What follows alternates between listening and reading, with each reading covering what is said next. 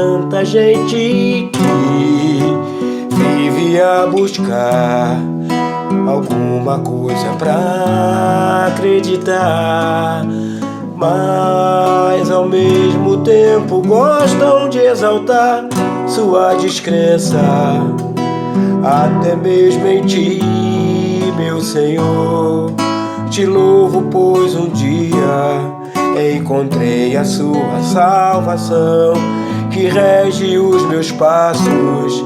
Eu não vivo mais em confusão, pois posso descansar na certeza de sua proteção. Em sua casa eu sei, tu preparas um lugar para mim. Sim, há tribulações, mas como é bom saber que estás comigo, Senhor, e que além de me ajudar a superar os meus problemas, usa deles pra me fazer crescer, pois sei que não estou livre dos problemas, isso não me aflige, pois tenho dentro em mim aquele que é a própria salvação, o único capaz de dar paz ao meu coração. Oi, bom dia. Nem é tão bom dia assim, já é bem tarde, né? 11 e pouco. Mas eu dou uma paradinha para tomar um cafezinho nesse horário e estava aqui me lembrando de uma meditação que fiz pela manhã. Cheguei até a anotar algumas coisas aqui. Então eu queria falar com você de duas coisas, né? Primeiro, do valor da oração em conjunto, e segundo, te falar da paixão de Jesus, né? Da sua via dolorosa, sua via crucis.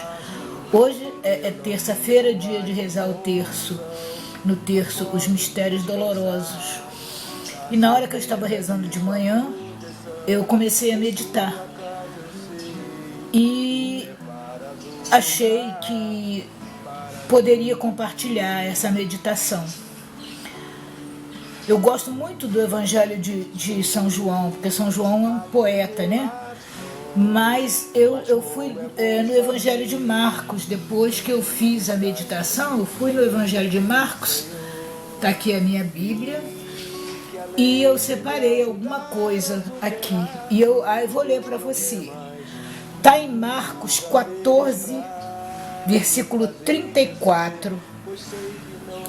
Quando Jesus está no Horto das Oliveiras em oração, que ele diz: a minha alma está numa tristeza mortal.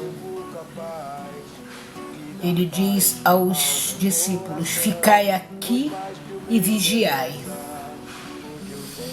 E aí ele vai para a oração, né? E lá, numa extrema agonia, ele fala, né? Ó Pai, tudo te é possível. Isso está em 36. Ó Pai, tudo te é possível. Afasta de mim este cálice. Contudo, não se faça o que eu quero, senão o que tu queres. E Jesus, extremamente angustiado, eu procuro imaginar como ele estava, preocupado com a sua família, preocupado com seus amigos, como é que iam ficar as pessoas que o seguiam, né? Qual era o tipo de ação a partir do momento em que ele fosse preso, que acontecesse aquilo que ele sabia que ia acontecer. Então, nesse momento de extrema agonia, em que ele está no Horto das Oliveiras orando, ele volta para ver os amigos dele se estavam orando com ele, e ele os encontra dormindo. E aí ele diz assim, isso está em 38, olha, Marcos 14, a partir do capítulo 34, do versículo 34. Está em 38. Logo que ele chegou, encontrou os amigos dormindo, ele brigou com eles, ele chamou a atenção e falou: vigiai e orai, para que não entreis em tentação, pois o espírito está pronto, mas a carne é fraca. E depois acontece toda aquela cena que Judas chega e o beija. Por que Judas o beija? Porque naquela época os homens eram muito parecidos. Então as pessoas não conheciam muito bem Jesus, né? Todos eles eram barbudos, as pessoas não conheciam muito bem, não sabia quem era. E ele conhecia, ele era um dos 12, então ele ia apontar Jesus com um beijo. E aí depois então ele chega, beija Jesus, aponta e o pessoal aí segura Jesus e agarra, e é tudo aquilo que a gente imagina. Começa um a dar chute, o outro a dar tapa, e acusa daqui, acusa dali. E lá no versículo 50 fala: então todos o abandonaram e fugiram. A carne é fraca, né? Todos tiveram medo, fugiram. E a gente imagina que os amigos de Jesus foram procurar ajuda, talvez. Não, vamos ver com fulano, que é poderoso, que é rico. Não é? Os amigos dele saíram correndo, com certeza. E a gente imagina que foram procurar ajuda. Foram procurar alguma forma de ajudar Jesus. Mas eu quero ir aqui quando ele fala da oração. Vigiai e orai para que não entreis em tentação. Então era importante a oração de todos juntos, porque a oração dá força, a oração ela faz com que as coisas aconteçam. A oração tem o poder, né, de mover a situação. Então é importante que se ore junto. E procuramos sempre fazer isso, mas independente disso, também a oração de Jesus lá solitário, lá no Horto das Oliveiras, também era uma oração muito válida, né? Porque ele estava rodeado, né, pelas pessoas que ele julgava que estavam orando com ele, mas que estavam enfraquecidas e terminaram dormindo. Mas de qualquer maneira, mesmo que eu esteja dentro da minha casa orando, você está na sua, outros estão na igreja, estamos em oração. O povo que crê em Jesus precisa estar em oração, precisa orar muito e sempre. Mas eu imagino então o nosso Senhor então tomado por aquela multidão. Quem era aquela multidão? Quem eram aquelas pessoas? Ali a Bíblia fala que eram os sacerdotes, os escribas, os fariseus. Eram pessoas que se sentiam prejudicadas pela ação de Jesus e tinham medo do que ele ia fazer, do que ia acontecer a partir dele. O povo judeu tinha sido um povo muito poderoso, naquele momento estava dominado, estava escravo de uma outra nação. Mas entre os judeus existiam aqueles que conservaram privilégios, que tinham alguma coisa a mais, né? Então entre eles tinham aqueles, né? Os sacerdotes gozavam de muito privilégio, recebiam as doações, né? Eles, as sacerdotisas lá do templo, aquele pessoal todo do templo, todos eles se sentiam ameaçados pela ação de Jesus e vinham de uma doutrina ensinada por seus ancestrais que mostravam que Jesus estava errado, que evidenciavam que Jesus estava errado, que não era daquele jeito.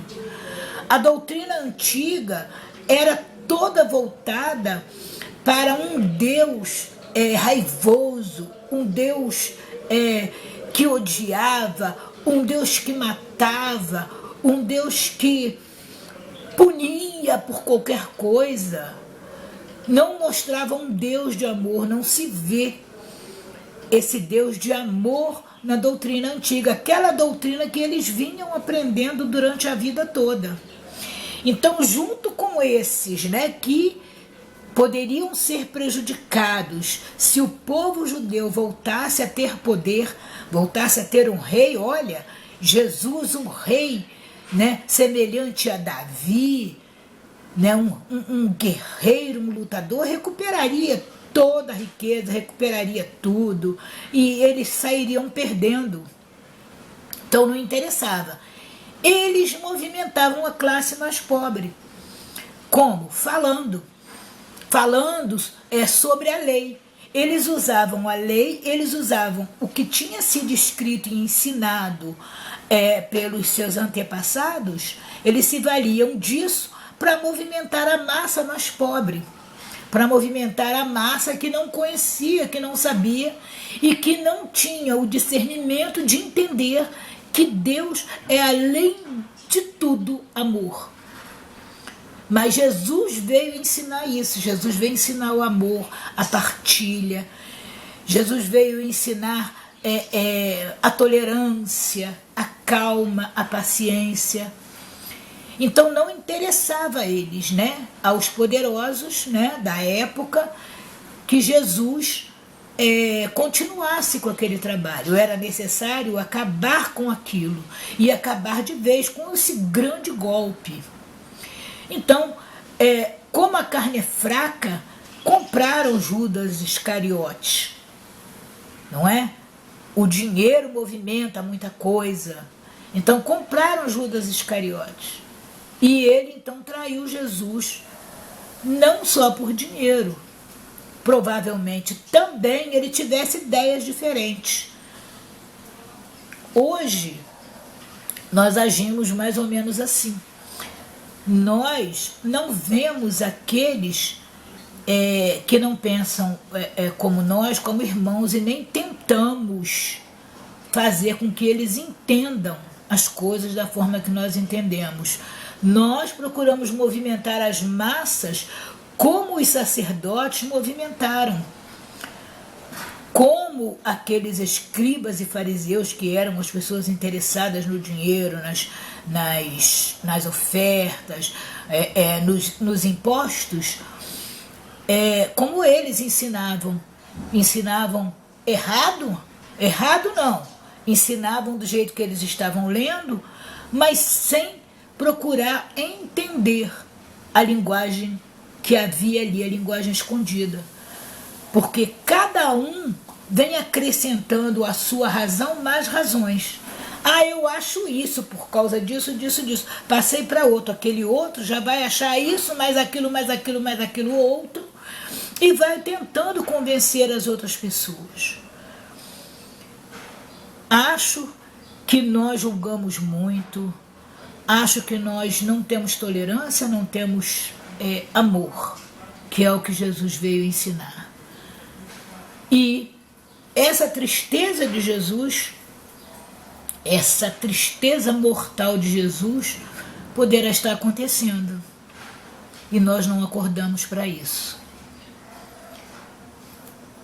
Vamos valorizar o outro.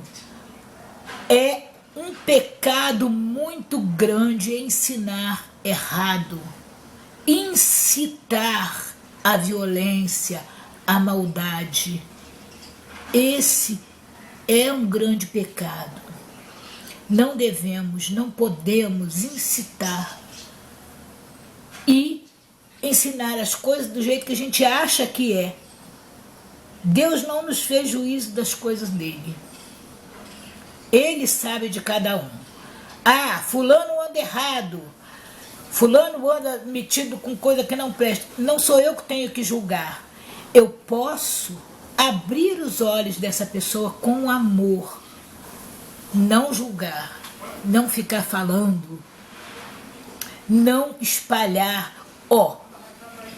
Tem uma parte da Bíblia, se não me engano, é Tiago, que fala que a língua é um pedacinho de carne, mas capaz de incendiar uma floresta. Então temos que ter muito cuidado com o que nós falamos, com o que nós passamos para as pessoas, porque isso aí é uma grande maldade. Foi por isso que crucificaram Jesus. As pessoas estavam movidas por uma verdade que não era verdade. Mas graças a Deus, hoje nós cremos. Hoje nós temos a capacidade de orar, temos a capacidade de tentar entender e pedir ao Espírito Santo que venha em nós e nos dê o discernimento, a capacidade de entender a linguagem de Deus e de ver aonde está a voz de Deus e aonde está a mão do homem. Mas eu peço a Deus que cada pessoa que ouvir filtre, veja tudo que é bom nisso aí. Jesus não morreu inutilmente, porque a sua igreja sobreviveu. E ele bendiz todos aqueles que creem e que professam a sua palavra. Nós estamos aqui, cristãos de diversas denominações. Meu Deus, como os cristãos se magoam, se ferem, se violentam, sendo todos cristãos, crentes numa mesma coisa. Não temos que nos unir em oração. Não temos que apontar no que o outro está errado, porque isso fica por conta de Deus. Ele não nos fez juízes. Ele é o juiz. Nós estamos aqui nessa terra somente para viver e propagar o amor que Cristo veio ensinar e pelo qual ele deu a sua vida na cruz. Bom dia mesmo.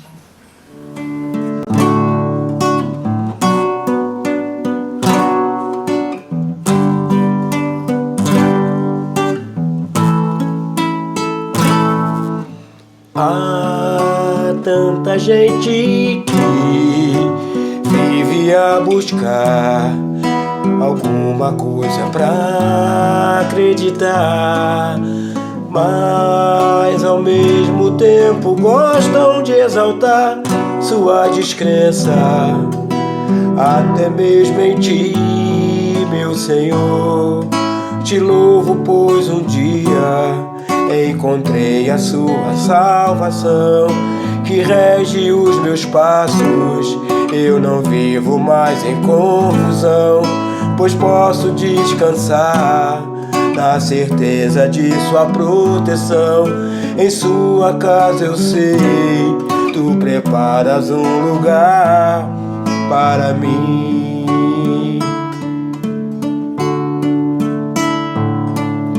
Sim, há tribulações, mas como é bom saber que estás comigo, Senhor, e que além de me ajudar a superar os meus problemas, usa deles pra me fazer crescer, pois sei que não estou livre dos problemas. Isso não me aflige, pois tenho dentro em mim aquele que é a própria salvação, o único capaz de dar paz ao meu coração. Pois mais que uma esperança, o que eu tenho é uma certeza dentro em mim. Que seria de mim